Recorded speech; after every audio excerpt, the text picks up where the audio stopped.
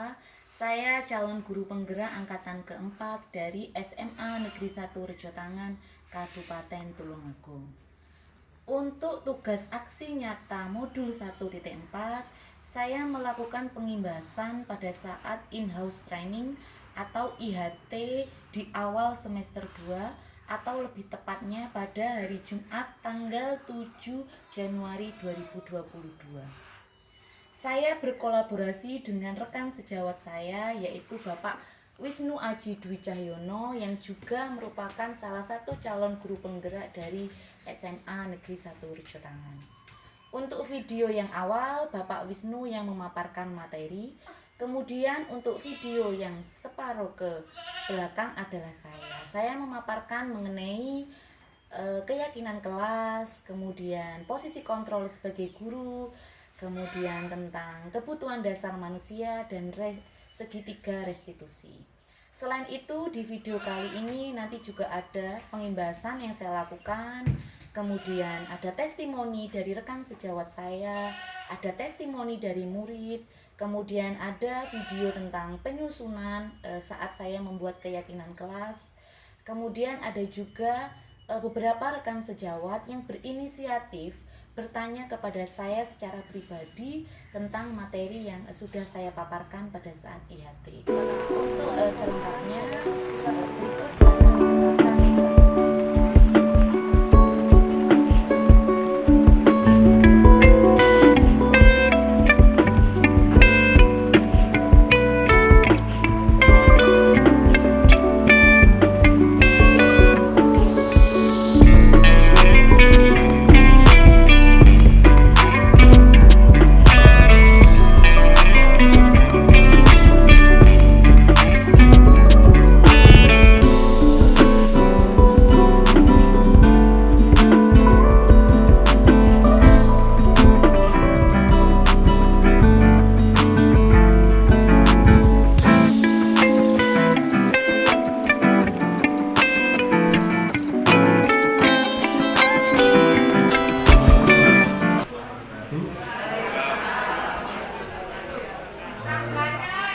Yang terhormat Pak Bapak Agung selaku Kepala Sekolah SMA Negeri 1 Rejotangan, yang terhormat Bapak Ibu Guru yang sudah berbahagia di hari ini.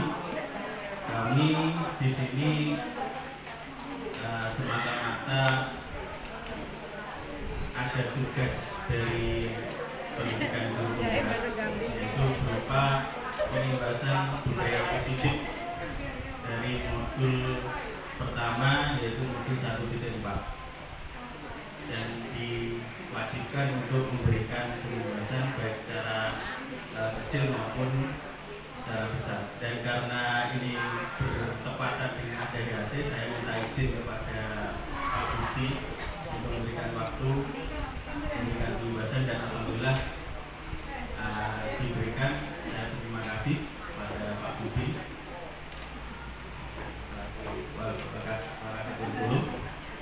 Berbicara sebelum tentang budaya positif, kami juga ingin memperkenalkan sebuah program dari Mas Menteri, program kelanjutan dari yang katanya kelanjutan dari Merdeka Belajar. Ini merupakan salah satu program pendidikan guru penggerak. Jadi tidak hanya guru penggerak saja, ada organisasi penggerak dan sekolah penggerak.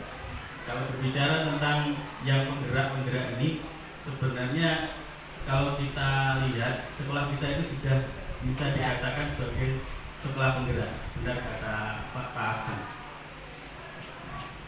Karena segala sesuatu yang ada di dalam pendidikan ini sudah kita laksanakan dalam sehari-hari.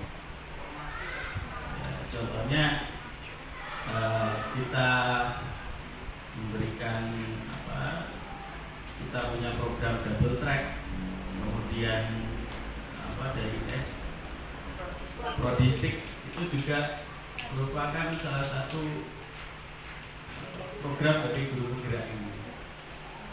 Sebelumnya saya juga ingin mengucapkan salam yang khas dari guru penggerak, yaitu salam dan bahagia seperti yang ada di video tadi. Bahwa pendidikan itu harusnya membawa seorang manusia menjadi manusia yang berbahagia. Itu adalah misinya, salam dan bahagia. Motonya sendiri adalah tergerak, bergerak, dan menggerakkan. Tergerak dalam hati untuk melakukan perubahan, terutama dalam pembelajaran. Yang tadinya kita sering berpusat pada guru, sekarang kita berpihak pada murid. Bagaimana merdeka belajar yang dimaksud? Bergerak, kita mau bergerak dan menggerakkan murid, menggerakkan komunitas, menggerakkan teman-teman, Bapak Ibu guru. Ini yang mungkin salah satu yang kami merasa kecil karena pengalaman Bapak Ibu guru yang lebih senior itu lebih banyak daripada kami. Seharusnya yang pantas jadi daftar guru penggerak ini ya seperti Guru Ciati, terlalu banyak gerak ini. Hendri, Pak Arjono, Bu Sumar itu juga bisa. Yang bergerak yang lain. Karena salah satu rewardnya dari guru penggerak ini kan nantinya memiliki kesempatan jadi kepala sekolah.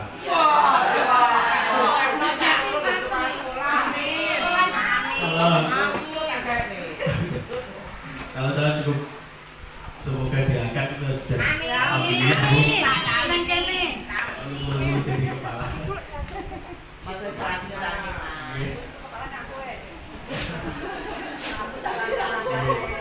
Dan ketika lokakarya pertama dulu memang lokakarya 0 itu agak terkejut LPRD maupun pengajar praktik karena yang banyak daftar itu bukan dari PNS malah yang BTT dan yang terbanyak itu dari guru SD. Jadi teman-teman guru penggerak itu banyak sekali dari guru SD. Jadi kami berharap ya nantinya pada gelombang-gelombang selanjutnya teman-teman Bapak Ibu guru yang lebih senior bisa ikut. Nah ini merupakan sebuah program yang baik. Saya sendiri ketika lokakarya 0 itu belum tahu ini nanti seperti apa programnya, belum tahu. Ketika tes itu pun seperti yang dilihat Bu Dewi di kelas itu, saya juga belum tahu ini nanti seperti apa programnya guru penggerak. Tidak tahu. Ya pokoknya ikut aja karena motivasi saya ikut itu kan dari ya Bu Teti pengawas itu dalam grup MDMP sejarah itu salah satunya rewardnya katanya dia akan menjadi PNS. Ya saya tidak untuk akhirnya seperti itu. Tapi ya semakin kesini ya ini pendidikan yang menyenangkan. Saya merasa pendidikan yang menyenangkan walaupun agak repot karena setiap hari ada tugas. Tapi walaupun demikian ya harus dijalani karena pendidikannya 9 bulan seperti proses seorang bayi melahir.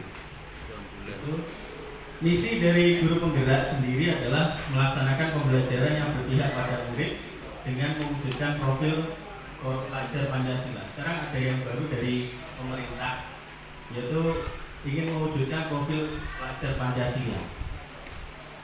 Sesuatu yang baru. Ada 6 profil pelajar Pancasila yang ingin diwujudkan, yaitu murid yang beriman dan bersahabat kepada Yang Maha Esa dan berakhlak mulia, bernalar kritis, mandiri, kreatif, gotong royong dan berkebinekaan global. Ini semua merupakan wujud dari, mungkin diambil dari wujud dari Pancasila.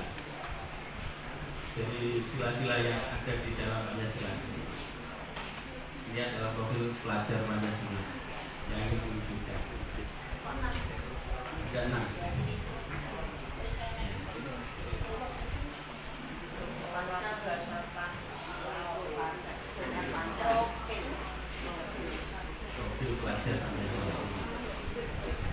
Kemudian dasarnya guru penggerak itu apa? Dasarnya adalah filosofi pendidikan Ki Hajar Dewantoro yang videonya sudah diputar oleh Pak Agung tadi. Itu adalah awal dari filosofi Ki Hajar Dewantoro yang awalnya itu bukan guru tapi dokter. Saya sering memberikan pertanyaan pada anak-anak, kenapa kok dokter yang pertama kali membuat organisasi? Ternyata dokter itu kan yang pertama kali sering berinteraksi dengan rakyat, keluh kesahnya rakyat, jadi akhirnya membuat organisasi. Yang pertama Budi Utomo, kemudian Indonesia Party. Dia itu sendiri aktivis juga, sering menulis, dan tulisannya yang paling keren menurut saya adalah Als ik was ik Nederlander was, jika aku seorang Belanda. Itu kritik untuk perayaan 100 tahun kemerdekaan Belanda di Indonesia. Akhirnya Ki Hajar Dewantoro itu dibuang atau dihasilkan ke negeri Belanda, dan di sana dia juga masih sering membuat karya menulis. Dan suatu ketika menulis dia diganggu anaknya. Kalau dasar ini siapa? Lupa. Ini siapa gitu. Diganggu anak, ya namanya anak kecil. Akhirnya anaknya itu disuruh keluar, dikunci dari dalam di luar. Pada saat itu musim dingin padahal di Eropa, di Belanda. Lalu ketika selesai menulis, Ki Hajar Dewantoro itu teringat, anakku tadi ada di luar karena emosi, akhirnya yaitu kedinginan gitu. Dan terucap dalam perkataan Ki Hajar Dewantoro, kowe bakal tak mulyani seumur urip hidup. Seperti itu. Ya, sampai okay. Jadi itu merupakan sebuah perubahan dari Ki Hajar Dewantoro atau Suwardi Suryaningrat. Ya, ketika pulang dia mendirikan perguruan taman siswa. Itu filosofinya Ki Hajar Dewantoro.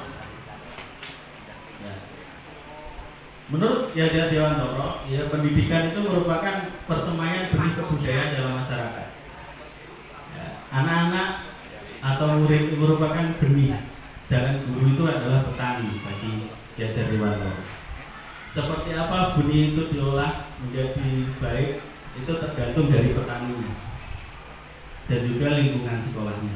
Dan alhamdulillah kita memiliki guru-guru yang sangat mulia, lingkungan yang sangat kondusif, bisa mengembangkan murid. Kita bisa melihat prestasi kita, hingga insya Allah di Rejo Tangan benih-benih itu bisa menjadi tumbuhan atau menghasilkan yang sangat baik dalam masyarakat. Yang kedua, menuntun segala kodrat anak mencapai keselamatan dan kebahagiaan sebagai manusia. Pendidikan niku tujuannya adalah keselamatan dan kebahagiaan.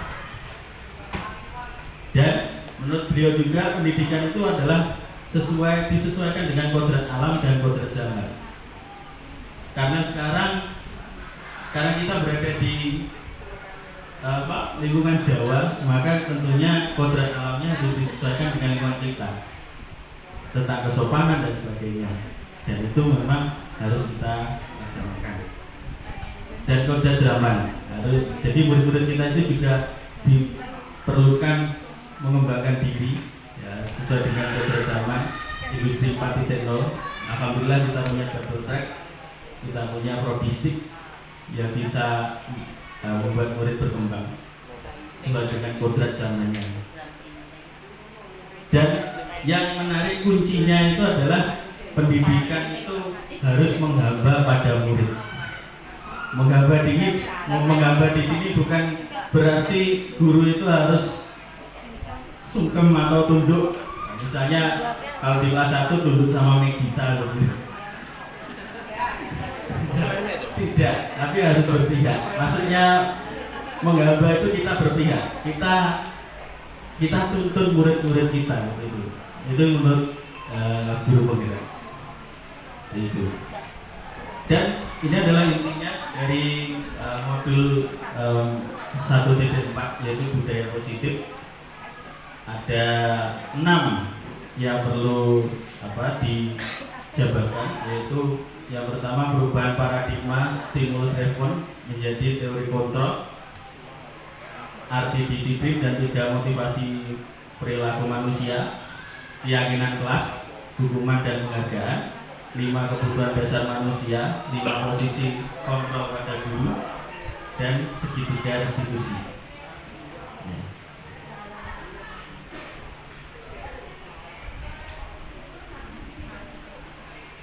Yang pertama adalah perubahan paradigma dari stimulus respon menjadi teori kontrol. Ada pendapat bahwa namanya disiplin itu adalah guru mengontrol murid, ya, yang membuat mungkin murid merasa tertekan ketika berada di sekolah. Walaupun demikian bukan berarti kita tidak boleh mendisiplinkan, tapi ada cara-cara tertentunya yang mungkin nanti bisa disampaikan oleh Bu Silva melalui keyakinan kelas dan sebagainya. Yang kedua, ilusi bahwa kita itu bisa mengontrol murid. Pada dasarnya kita nggak bisa.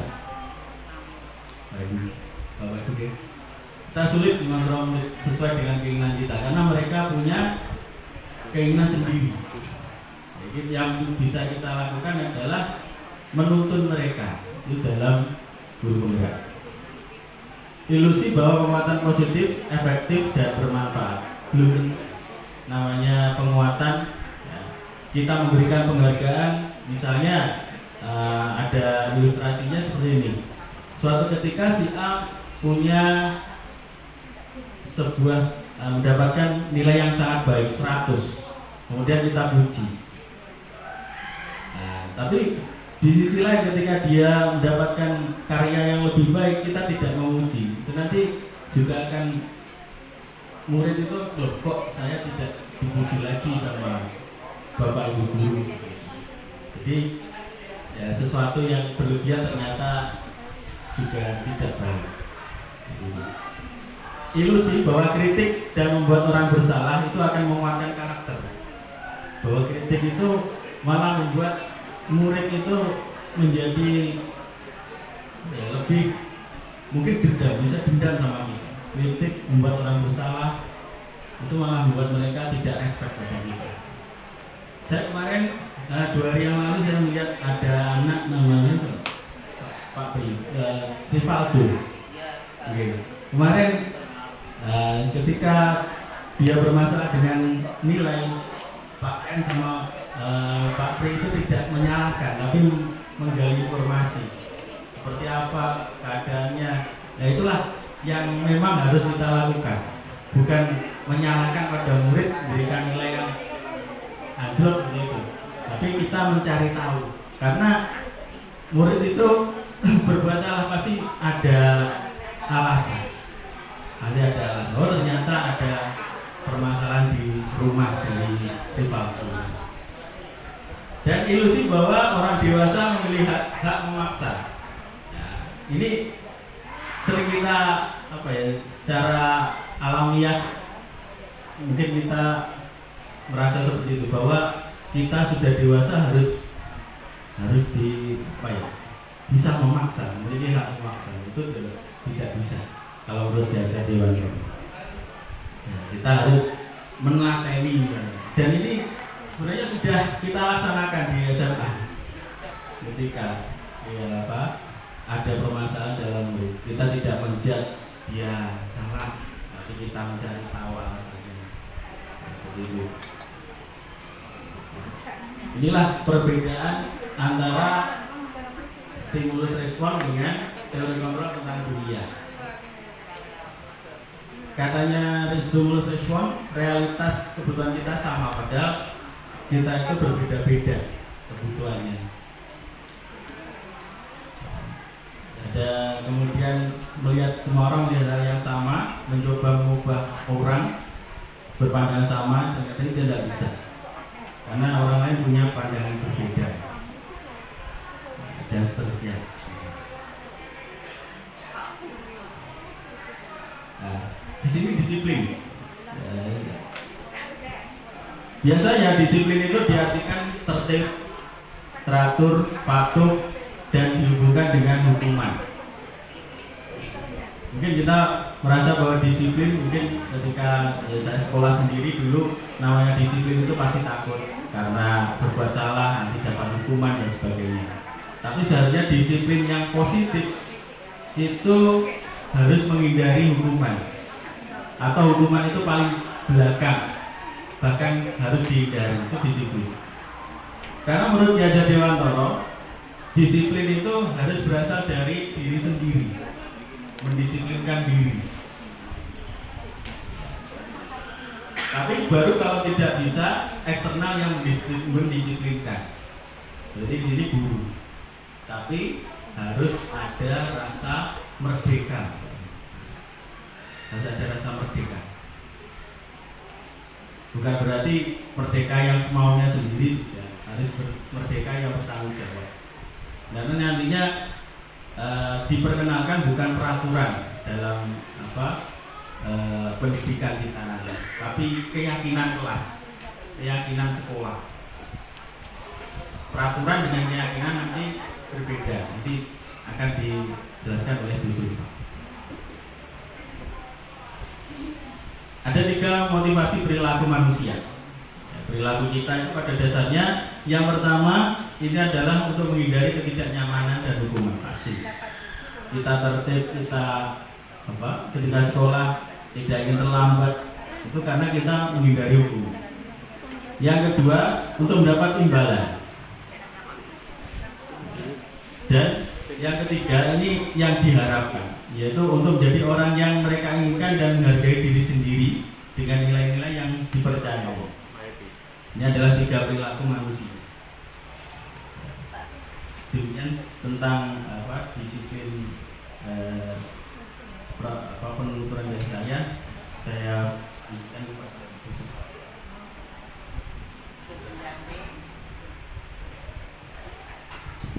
Lanjut. Assalamualaikum warahmatullahi wabarakatuh. Selamat siang Bapak Ibu semua. Sebelumnya saya di sini mau minta maaf dulu ya Bu. Saya di sini itu tidak bermaksud ingin ada maksud ingin menggurui. Saya di sini hanya ingin sharing atau berbagi dari apa yang saya peroleh di Suria.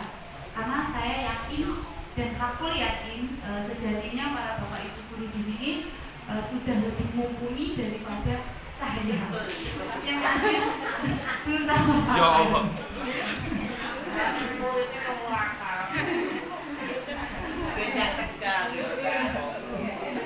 Apa Bapak Ibu guru sudah merasa ngantuk? Belum.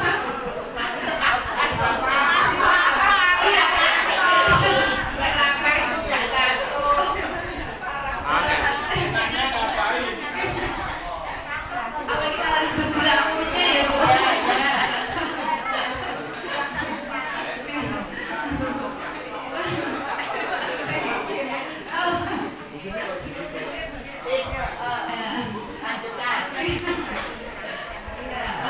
Sebelumnya saya memperkenalkan diri ya untuk abdolnya.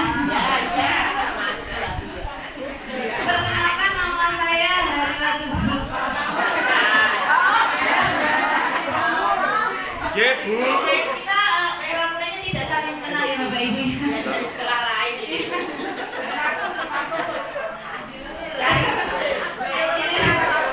Dicari itu jambe. Iya ya benar.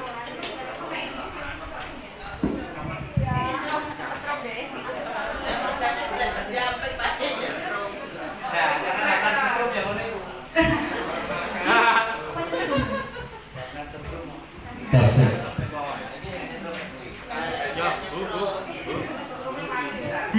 Karena saya panik sendiri ya ini. Iya. Saya adalah calon guru penggerak angkatan keempat dari SMA Negeri 1 Rejotangan, Kabupaten Tulungagung.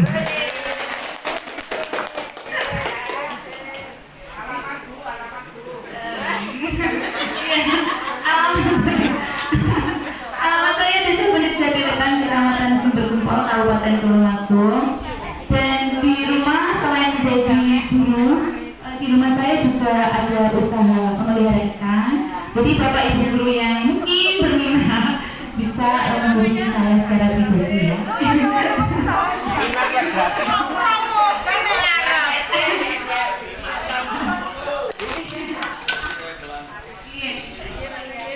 Kita bisa kerja sama kolaborasi.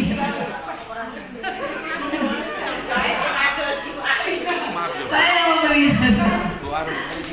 Langsung saja Bapak Ibu guru, begini dalam guru penggerak ini ada istilah budaya positif. Jadi dalam budaya positif tadi sudah dijelaskan oleh rekan saya Pak Wisnu, ada 6 poin ya Pak Nadiem. Yang pertama tadi perubahan paradigma, dan yang kedua adalah arti disiplin dan motivasi perilaku manusia. Di sini saya akan menjelaskan yang ketiga, keempat, kelima, dan keenam. Yang pertama yaitu tentang keyakinan kelas Bapak Ibu. Nah, tadi Pak Wisnu sudah menyebutkan tentang teori kontrol. Jadi dalam istilah budaya positif, nanti kita kan biasanya ada istilah peraturan ya. Nah, dalam guru penggerak itu tidak menyebutkannya tidak peraturan, tapi menggunakan keyakinan kelas. Kenapa menggunakan keyakinan kelas kok tidak peraturan? Karena keyakinan kelas itu lingkupnya lebih besar dan nilai kebajikannya itu lebih besar. Misalnya contoh ya. Salam perhatian kepada seluruh siswa yang Misalnya di sini ada peraturan. Kalau kita misalnya membuat peraturan ya, adanya kan peraturan, bukan keyakinan kelas. Misalnya selalu kembalikan pada tempatnya. Tapi nanti kalau di keyakinan kelas, kita itu mencari nilai kebajikannya yang lebih luas, yaitu kalau mengembalikan buku itu artinya tanggung jawab. Nah, terus yang kedua misalnya dilarang mengganggu orang lain. Nah, nilai keyakinannya apa? Menghormati orang lain. Kemudian bisa hadir di sekolah 15 menit sebelum pembelajaran dimulai. Keyakinannya menghormati orang lain atau komitmen pada tujuan. Kemudian misalnya menggunakan masker, itu keyakinannya itu untuk kesehatan. Kenapa kok kita menggunakan keyakinan bukan peraturan? Karena di dalam keyakinan, namanya keyakinan itu kan datangnya dari diri kita sendiri. Sesuatu yang berasal dari diri kita sendiri itu biasanya lebih mengikat ya, lebih membuat kita itu merasa bertanggung jawab. Kalau peraturan itu kan biasanya sudah dibuat. Kalau keyakinan itu datangnya dari diri kita sendiri. Makanya istilahnya bukan peraturan tapi keyakinan keras. Yang selanjutnya adalah pemenuhan kebutuhan dasar. Sebagai manusia, kita itu memiliki 5 kebutuhan dasar. Yang pertama yaitu untuk bertahan hidup, lalu memerlukan cinta kasih atau penerimaan. Nah, seperti saya ini ya, membutuhkan cinta ya.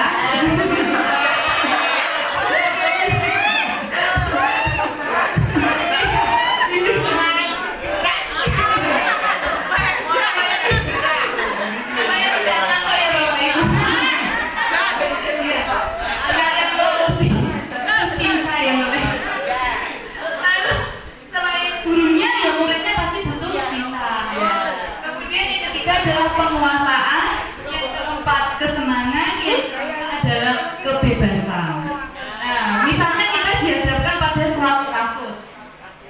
Nah, ini ada seorang anak namanya Doni, bukan putranya Pak Hasan ya Pak. Doni yang lain.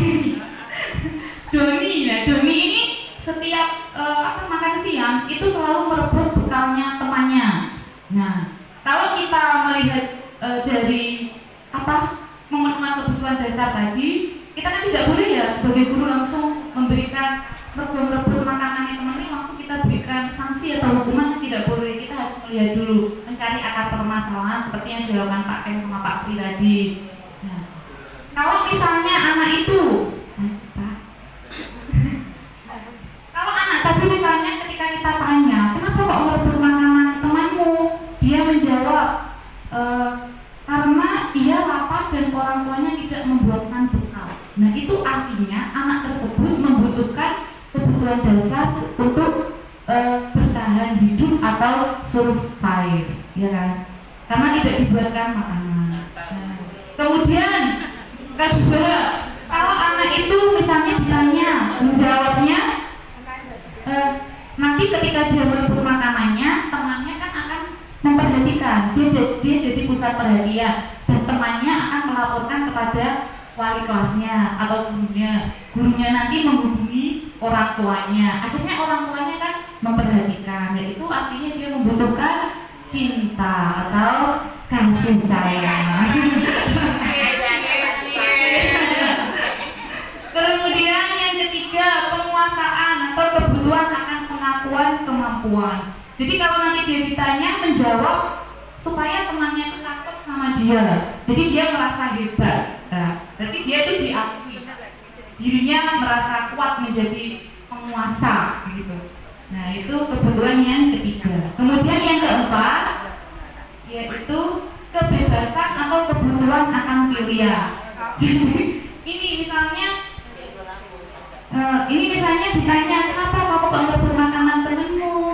Karena bosen sama ibu tiap hari lauknya tahu goreng terus, mau tempe gitu. Sekali-kali ya, seperti saya ya Bu, lawet tempe itu harus. Iku anjek seneng kamu. Terus saya karena lauknya dulu terus saya dapet makanannya Imam, Pak Imam, lauknya sate gitu.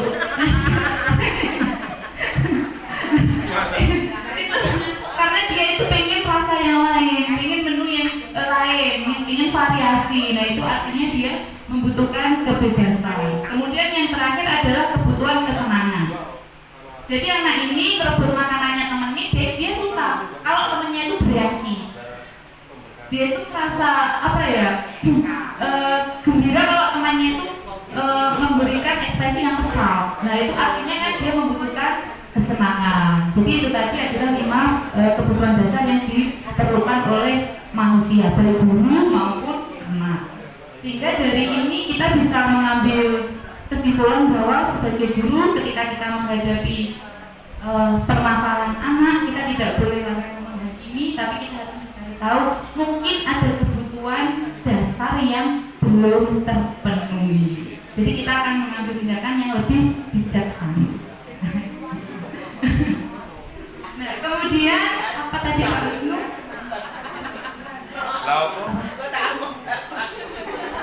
Oh, ya. Nah, Bapak Ibu ini ada contoh. Saya minta interaksi dari Bapak Ibu. Ya, siap. Nah, di sini. Nah, ini tadi kan sudah kita pelajari bersama 5 kebutuhan dasar. Nah, ini misalnya ada anak berkata, aku senang main kejar-kejaran dengan ibu guru, seru sekali. Nah, ini kebutuhan anak ini apa Bapak Ibu? Cinta. Ada kebutuhan anak yang belum terpenuhi. Oh ya, apa itu Bapak Ibu? Kebebasan, penguasaan, kesenangan, atau cinta kasih? Cinta. Ya, cinta kasih, kita lihat dulu ya Bu. Cinta kasih itu checklistnya benar atau salah? Bagaimana Pak Wisnu? Ternyata bukan cinta kasih. Oke, itu tadi kan ada kata-kata senang, ya, berarti kesenangan. Iya. Lagi saya. Kemudian yang kedua ya Bapak Ibu, ini ibu kejar aku karena ibu guru sayang aku kan. Nah ini apa Ibu? Cinta, seperti yang saya butuhkan.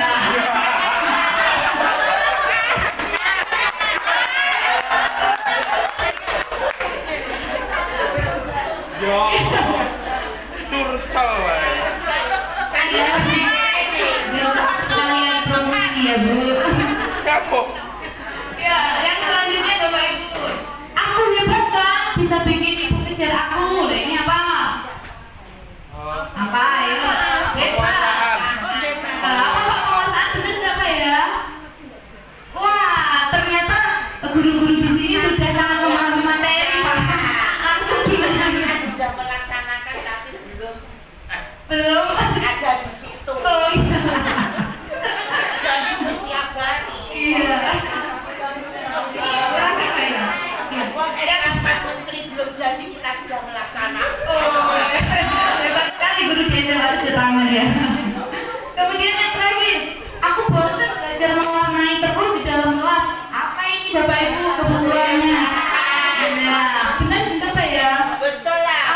Ternyata benar. Nah, berarti materi tentang posisi kemenuhan kebutuhan dasar sudah tuntas Bapak Ibu ya. Jawabannya benar semua tadi.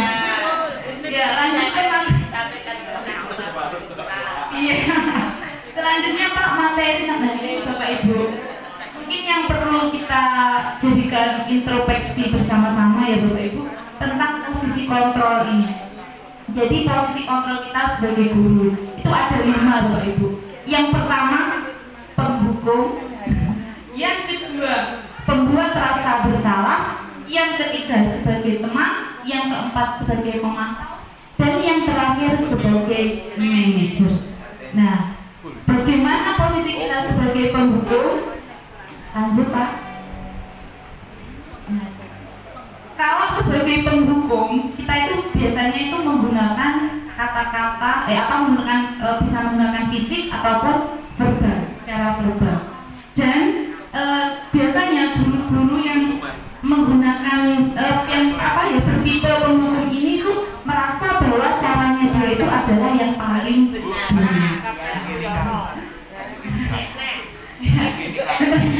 Iya, ini membuat saya introspeksi sendiri, khususnya pada diri saya maksudnya. Nah, biasanya tipe penghukum ini kata-katanya seperti apa? Cirinya itu bisa dilihat Ibu. Iya, biasanya dengan suara yang lantang gitu ya. Pak, gini aja, bendinya balas. Nah, ada kayak suaranya itu gitu.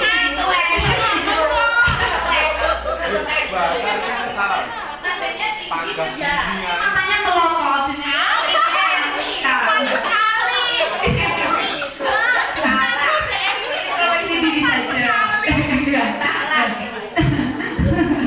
Kemudian itu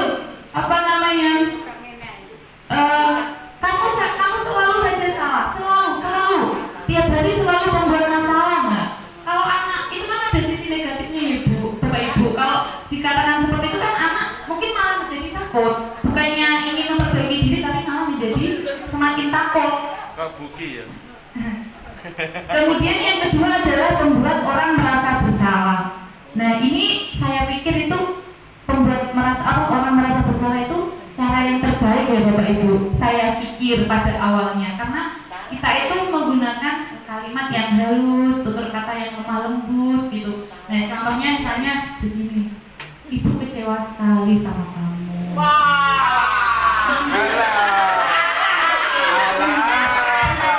Tutur katanya lebih lembut. Kemudian misalnya menggunakan lagi gini. Gimana coba kalau nanti sampai orang tua tahu, apa mereka nggak akan kecewa sama kamu?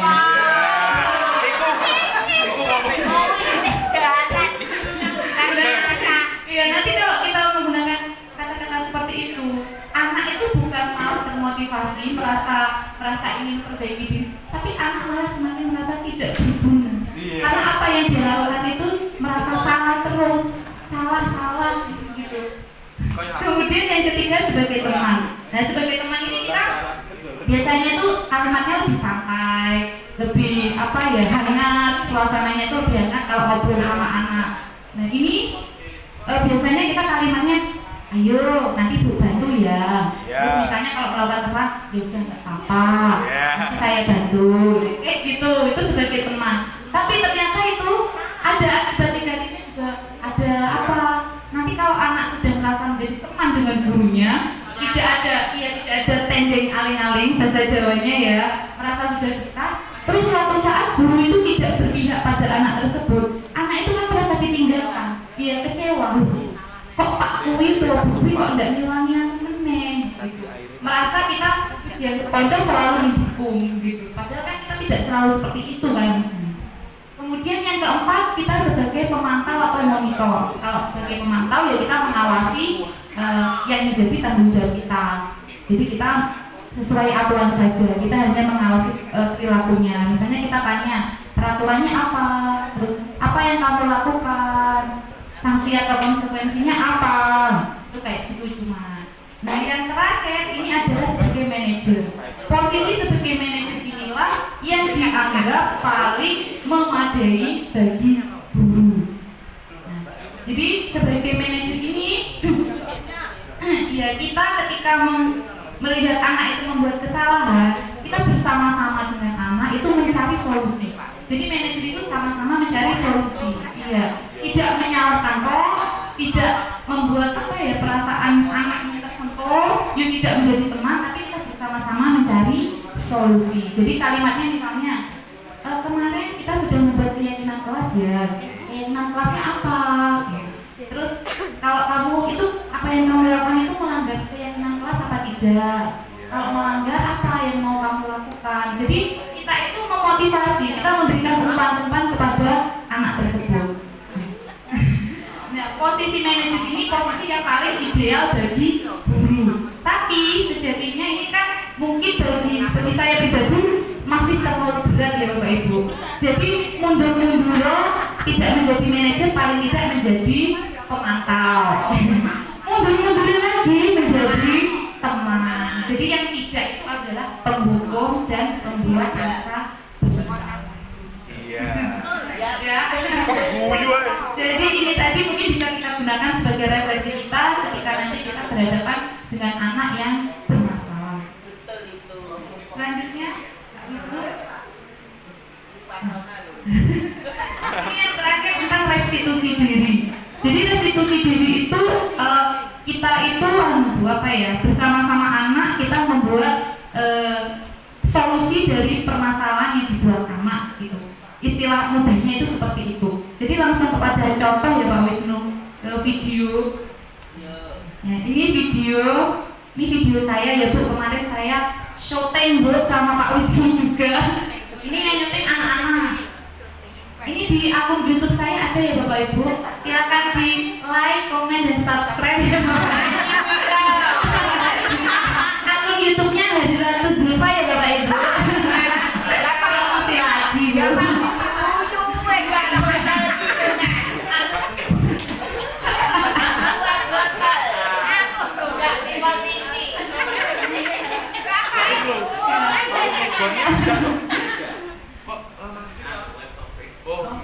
Oh iya, masih proses ya Bapak Ibu. Sabar dulu ya Bapak Ibu.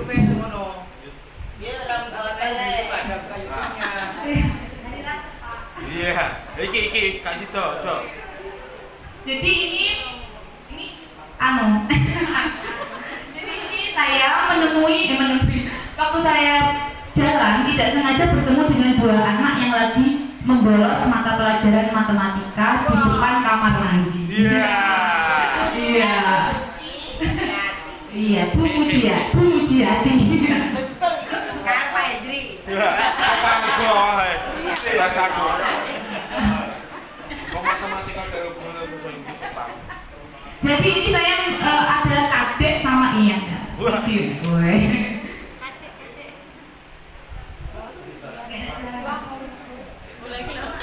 Ini suara nih. Ini satu tase loh, Bi. Oh, kalau meneng dong. Oh, ini anakmu, Rom. Ya. Berarti bolos pelajarannya baru. Dan Ian. Mati loh, Pak. Pas jadi guru penggerak, pas ini lo cabut. Mati PS jadi nyuting-nyuting. Besok guru penggerak tak mau nang PS. Sepertinya saya digerakkan nanti. Jadi ini paling tidak melihat gambarnya saja ya Pak. Kalau suaranya tidak keluar. Jadi ini saya menemukan dua anak yang bolos pelajaran matematika dan mereka malah nongkrong di depan kamar mandi. Nah, ketika tahu seperti itu, saya bertanya dulu, loh, kamu kenapa ada di sini? Ya, just spoiler. Bisa?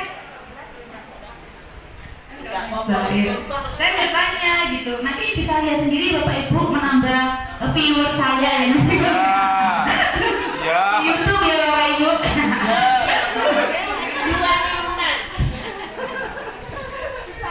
Ya, jadi saya bertanya kenapa kamu kok ada di sini? Wong ini jam pelajaran. Si anak ini menjawab, saya capek Bu habis olahraga. Loh, ini bukannya waktunya pelajaran? Iya. Apa pelajarannya? Matematika. Siapa? Bu Harun. Kenapa kok kamu di sini? Oh, saya habis olahraga. Ya saya ngantuk kalau ikut pelajaran matematika. Ya, dia jawabnya seperti itu Bapak Ibu. Kita sebagai guru, tadi kan kita sudah tahu posisi kita ya. Kita mau menghukum atau kita mau menjadi teman atau membuat rasa bersalah, manajer, atau kita mau jadi apa? Jadikan pacar. Menjadi monitor, mengawasi. Nah, kita tahu itu, saya juga langsung harus menstabilkan posisi anak tersebut. Saya tidak langsung menyalahkan. Kita langsung bertanya dulu. Oh iya ya, benar juga ya. Ini jamnya sudah siang, sudah ngantuk. Bu Zulfa itu dulu kalau matematika juga nggak suka, matematika itu juga sulit. Jadi ya wajar saja kalau kalian itu merasa malas ikut. Iya. Tapi saya memberikan lagi, tapi saya juga memvalidasi kesalahan dia. Selain saya menstabilkan emosi, menstabilkan identitas, tidak langsung menyalahkan, saya juga memvalidasi. Tapi kalau sampai meninggalkan pelajaran, saya rasa itu juga bukan perilaku yang bisa dibenarkan. Nah itu seperti itu. Jadi ketika anak kita diberitahu seperti itu kan, dia kan juga mungkin akan merasa artinya terbongkar. Iya, artinya kan merasa aku mah nggak salah banget. Jadi anak kan tidak merasa bahwa tidak berguna. Jadi yo enek hal sing bener sing dilakoni Mas yo ndak total. Nah setelah tahu itu kan kemudian ditanya, kamu tahu nggak keyakinan kelas kamu apa kemarin? Ya harus mengikuti pelajaran tepat waktu. Terus ditanya lagi, kalau seperti ini kamu udah ikut pelajaran, ini namanya melanggar keyakinan kelas enggak? Iya. Jadi anak itu kan akhirnya menyadari apa yang dilakukan itu salah. Nah, hal-hal seperti itulah yang dimaksud dengan restitusi diri. Jadi apa yang kita lakukan itu, kita tidak menyalahkan anak, tapi kita juga istilahnya membimbing anak, menuntun anak bahwa apa yang dilakukan itu tidak selalu benar, tapi juga salahnya. Itulah prinsip yang digunakan oleh KHD, makanya disebut dengan menuntun, bukan menuntut. Jadi sekarang istilahnya itu yang populer di guru penggerak adalah menuntut, bukan menuntut. Cuma beda satu kata saja Bapak Ibu. Satu huruf ya, satu huruf satu suku kata. Itu Bapak Ibu yang bisa saya sampaikan. Mungkin ada yang ditanyakan. Sebenarnya saya tidak tanya. Bahasa basi.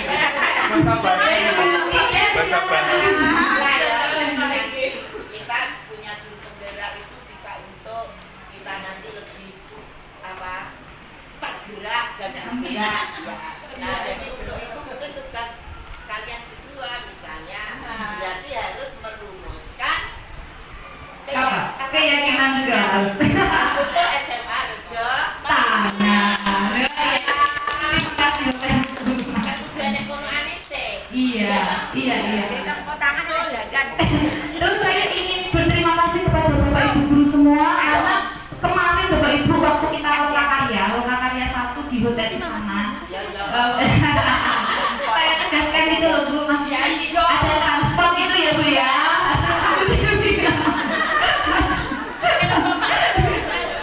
Iya, bercanda Bu, bercanda Bapak Ibu. Ya, kemarin di hotel di sana itu pendamping saya yang kemarin datang Bu Elvi kemarin itu mengatakan bahwa dia itu sangat mengapresiasi guru-guru SMA Jotana dan kepala sekolahnya yang welcome sekali terhadap program guru penggerak. Jadi beliau datang ke sini, guru-gurunya itu antusias. Minangkak nih, padahal dia merasa kalau di sekolahnya itu tidak seperti itu. Kalau ada tamu, tidak kenal ya itu dibiarkan. Tapi Bu Kiki tidak. Bu Elvi datang, saya ternyata masih di kelas. Bu Kiki menghubungi saya, terus Bu siapa kemarin mencari saya. Jadi dia itu merasa luar biasa sekali guru SMA Jotana. Iya, jagomi. Terus waktu diajak foto malah berebut sampai tidak sedih, akhirnya balik kursi gitu. Jadi beliau sangat mengapresiasi karena tidak semua guru dan kepala sekolah itu ya seperti itu Bapak Ibu. Ada rekan-rekan kami di sekolah lain, saya tidak menyebutkan sekolahnya itu, yang mengandung negatif, tidak memberikan dukungan positif. Jadi saya sangat berterima kasih kepada guru-guru semua dari SMA Negeri 1 Jotana, guru-guru hebat kami ya Bapak Ibu. Mungkin sekian dulu dari yang kami paparkan. Sudah ya Bapak, tidak ada pertanyaan lagi ya? Ya. warahmatullahi wabarakatuh.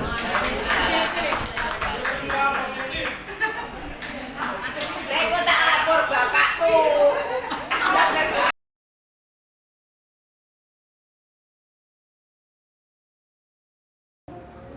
Assalamualaikum warahmatullahi wabarakatuh. Perkenalkan, nama saya Muji Haryanti, guru SMA Negeri 1 Rejotangan. Ya, saya adalah teman sejawat dari Ibu Julfa yang sebagai guru penggerak di Tulungagung. Ya, di sini saya akan memberi testimoni atau komentar hasil dari Ibu Julfa kemarin waktu diadakan IHT di sekolah kami. Ya, dari penjelasan Bu Julfa, ternyata kami memang ada beberapa yang sudah kami laksanakan, tapi tidak secara administrasi, tapi secara tiap hari juga kami laksanakan, tapi belum tercatat atau belum teradministrasi. Jadi kami sangat sangat gembira atau karena apa yang disampaikan oleh Bu Julfa kemarin mengenai informasi sebagai guru penggerak itu sangat berguna bagi kami, khususnya saya dan seluruh teman-teman dan sekolah kami. Nah, jadi apa yang dijelaskan Bu Julfa kemarin itu memang sangat panjang lebar. Jadi kami menjadi memahami bahwa untuk menangani anak-anak itu kita harus tahu yaitu kondisi anak atau latar belakang anak. Ya, jadi tidak harus langsung misalnya menghukum dan sebagainya. Jadi untuk itu ya kami sangat berharap nanti dengan adanya guru penggerak itu bisa menambah wawasan kita dan bisa menghadapi siswa zaman sekarang. Karena siswa zaman sekarang itu butuh sentuhan khusus ya. Karena jadi anak-anak itu tidak sama dengan zaman dulu, jadi kita harus memahami anak sesuai dengan zamannya sekarang. Nah, jadi semoga kedepannya nanti Bu Julfa itu bisa bisa mengembangkan materi atau ilmu yang didapat sebagai guru penggerak. Terima kasih, hebat Bu Julfa, hebat, semangat. Wassalamualaikum warahmatullahi wabarakatuh.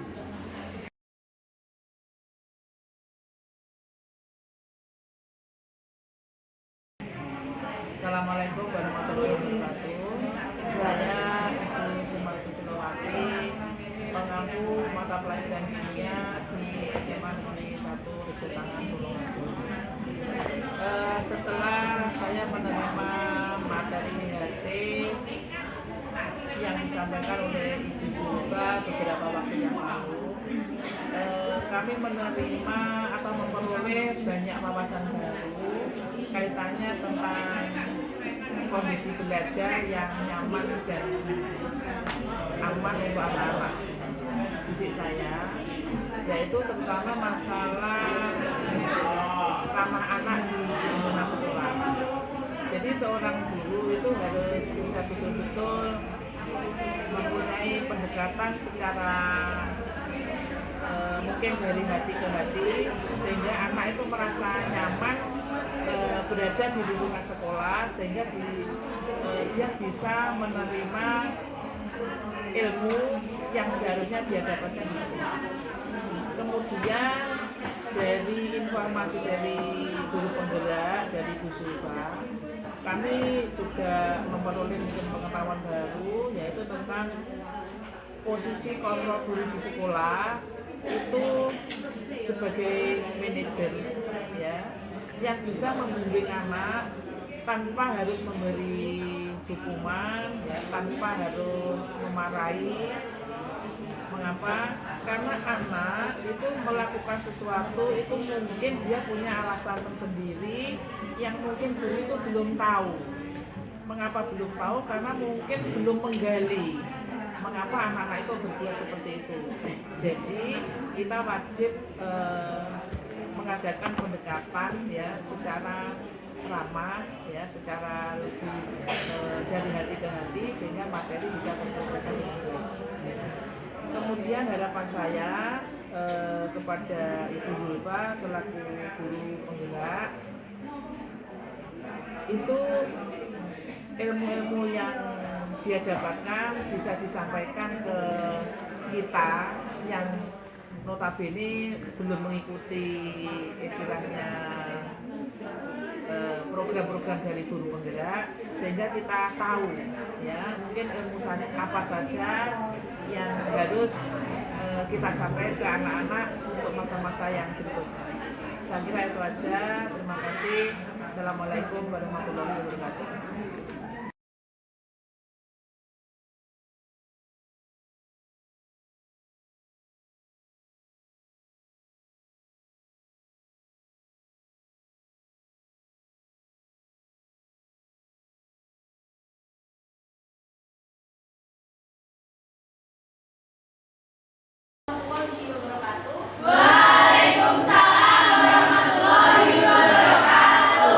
Ini kita sudah memasuki semester baru ya, Cak, awal semester kedua.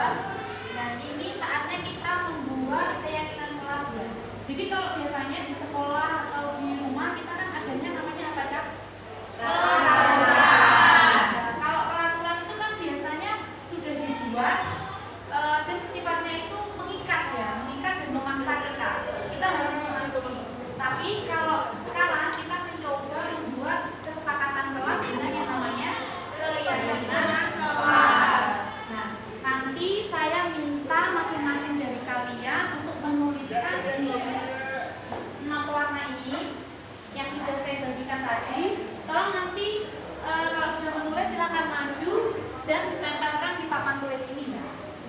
Sebelum itu saya ingin menekankan ini budaya positif yang perlu banget kita terapkan di awal semester ini. Nanti jangan sampai berhenti di semester 2 saja. Tolong nanti ketika kalian naik ke kelas 2 atau ke kelas 3, budaya ini tetap dilestarikan ya. Yang pertama adalah senyum. Kita harus memberikan senyum kepada semua orang ya, Cah ya. Bukan berarti kita gila sambil guyu, bukan. Tapi kita harus terbiasa untuk tersenyum. Jadi mukanya itu kalau kita menunjukkan muka yang ceria, nanti kan orang yang melihatnya juga senang. Kita harus tersenyum, kemudian menyapa. Selain menyapa itu nanti kan menunjukkan kalau kita itu ramah ya kan. Ingat, kita orang Indonesia terkenal sebagai orang yang ramah. Kita harus melestarikan itu. Kemudian kita harus salam.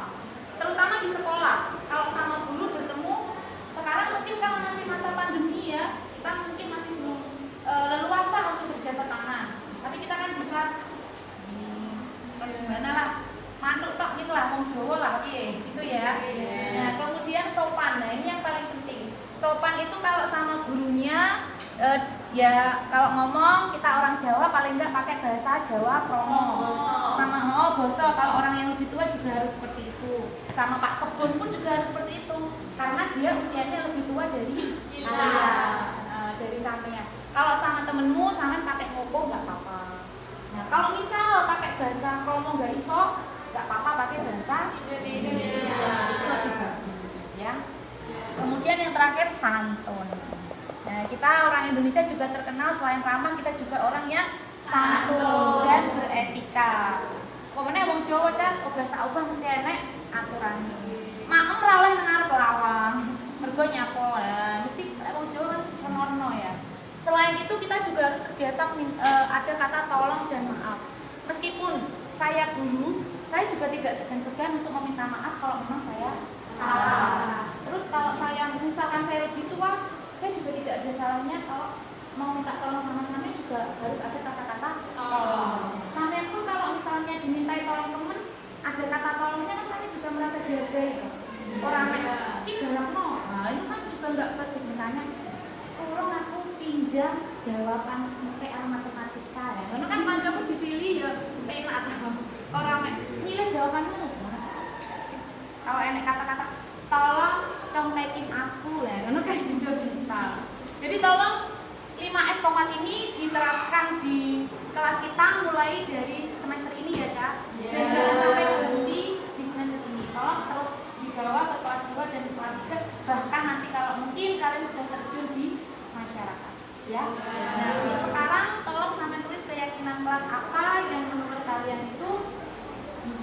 diterapkan di kelas ini. Kalau sudah silakan langsung maju dan langsung ditempel di sini ya, Cak. Sekarang Bu. Iya, kalau udah selesai langsung aja.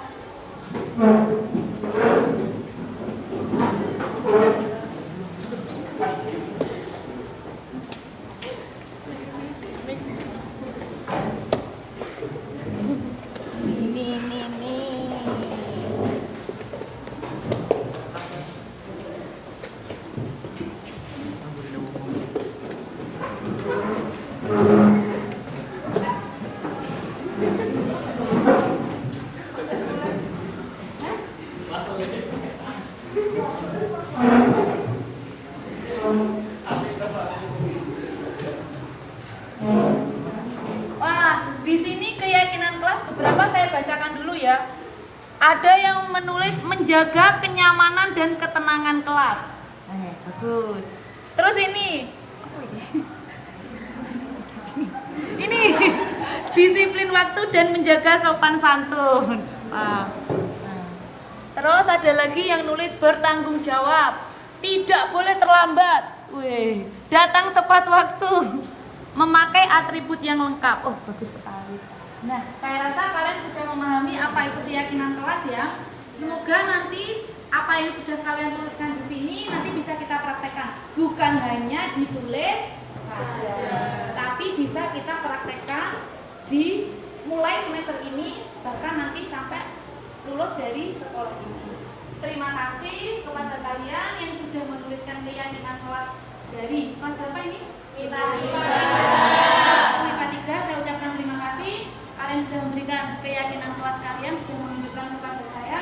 Semoga nanti kedepannya ini benar-benar bisa dipraktekkan dan akan menular kepada kelas-kelas yang lain. Jadikan kelas 10 IPA 3 sebagai kelas pelopor untuk menyebarkan yang namanya keyakinan, bukan lagi menggunakan istilah peraturan. Tepuk tangan untuk kelas kalian. Saya akhiri dulu ya. Saya ucapkan selamat siang. Akhir kata, assalamualaikum warahmatullahi wabarakatuh. Waalaikumsalam warahmatullahi wabarakatuh.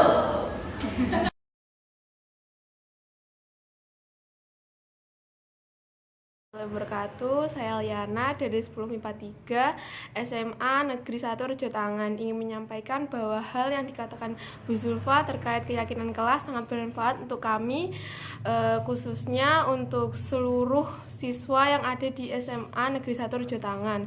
Kami berharap bahwa hal itu bisa disebarkan di sekolah lain dan bisa manfaat untuk semua orang. Terima kasih.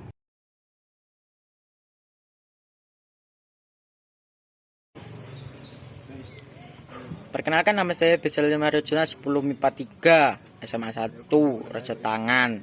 Saya di sini mau menyampaikan tentang keyakinan kelas yang disampaikan oleh Bu Zulfa. Dengan materi yang disampaikan oleh Bu Zulfa, saya sangat termotivasi karena saya sudah tidak takut dengan peraturan, juga karena peraturan itu juga keyakinan dari diri kita sendiri. Tuh, oke. Jadi sangat menarik, sangat beautiful gitu loh, ya kan? Gitu loh, Bu. Oke. Terima kasih. Terima kasih. Selamat siang. Oke?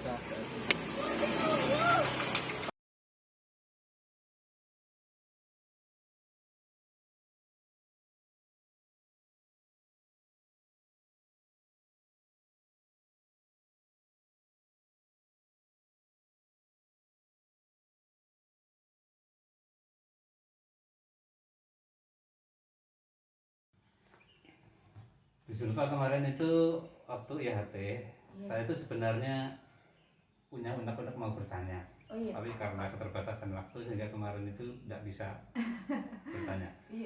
Ini mumpung ada kesempatan saya mau bertanya.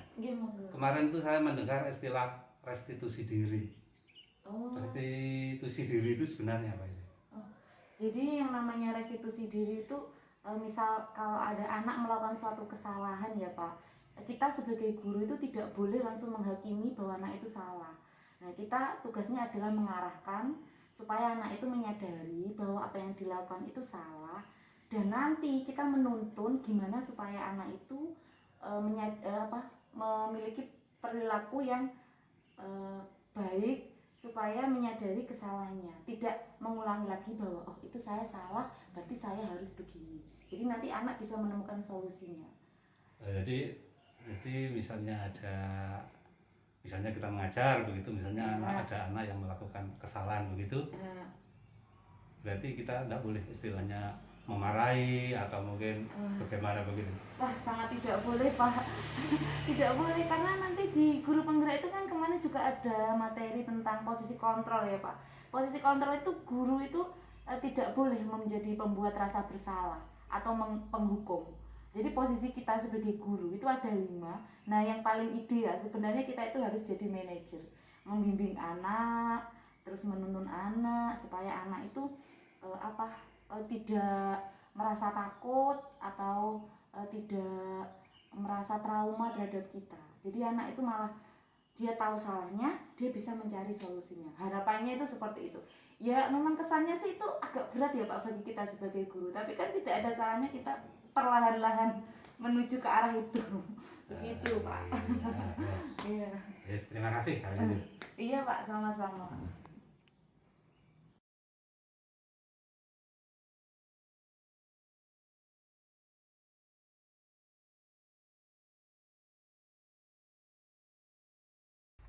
Zulfa, Enggak, kenapa Bu? kemarin tuh loh ada istilah keyakinan kelas itu apa ya Pak?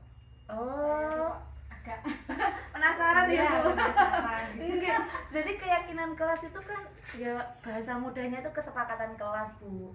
Nah, karena disebut keyakinan itu kan biasanya datangnya dari diri kita, dari hati kita loh.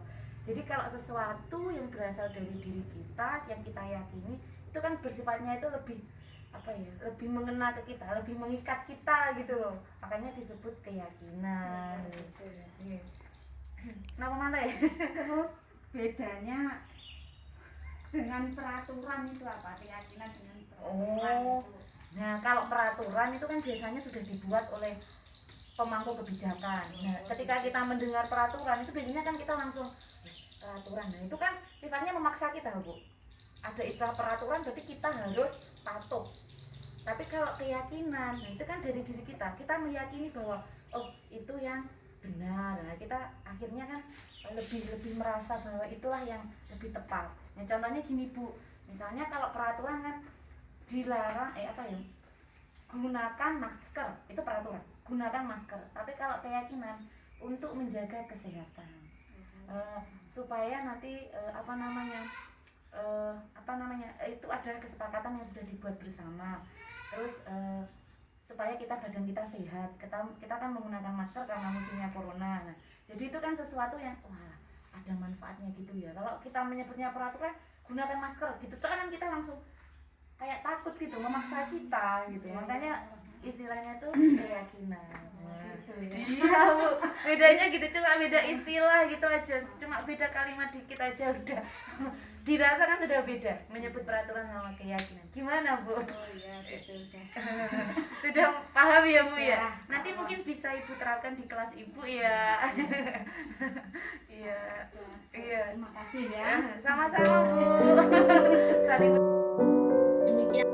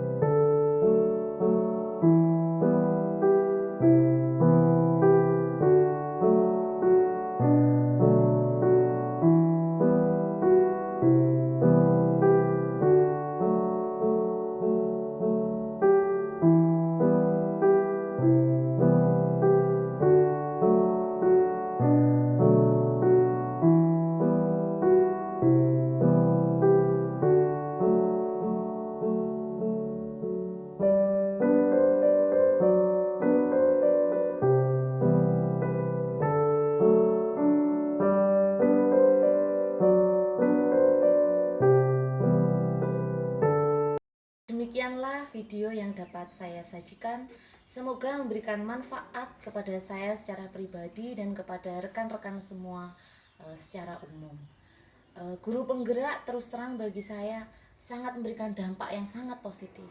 Saya tidak menyangka bahwa seorang Hari Ratu Zulfa yang notabene tidak pernah berbicara di depan umum, tapi berkat tugas aksi nyata ini saya bisa berbicara di depan forum, tidak hanya di depan 1 atau 2, 3 guru, tapi di seluruh rekan sejawat saya di tempat saya mengajar.